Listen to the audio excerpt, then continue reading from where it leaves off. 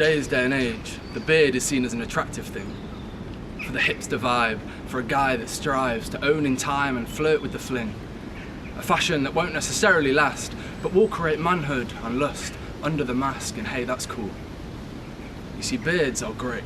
They're cool, they're rough, an attractive asset making every man chuffed by conformity. But here's the issue. It's the misconception and the expectation that every brown Asian male needs to be clean shaven because otherwise they become a terrorist. A threat to society, a criminal in the world we live, a red alert to humanity is all they give. But wait, these men have families, children who love them, wives who adore them, friends who cherish them. So what goes through their heads when they know daddy walks out the door every single morning ready for a fresh batch of abuse? Loved and loving men bound up in this racist, fascist world that we have created. But they'll conform to this stupid stereotype that we as a society have created, impossible to escape.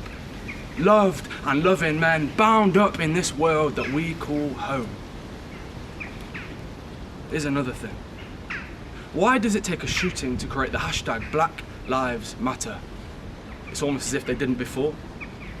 Why do we only realise the issue when an innocent man falls? You see, to us, that may have sparked up a ton of racist issues, but at the end of the day, it's our terms misused. To us, what is a joke to that kind, innocent black man is the third racist comment he's heard since he sat down. Whether it's a joke about a gun or him smelling of weed, hang on a minute, this man's teetotal, his family and his job, his greatest need.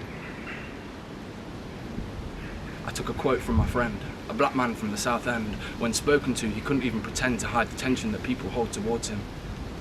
He says racism is becoming more subtle, but it is still there.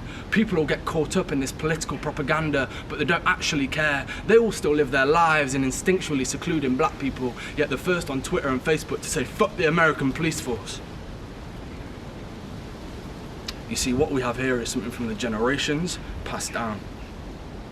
It's unfortunate but true, all for the sake of that crown in society, to feel like the most popular group with an abusive attitude, a racist troop.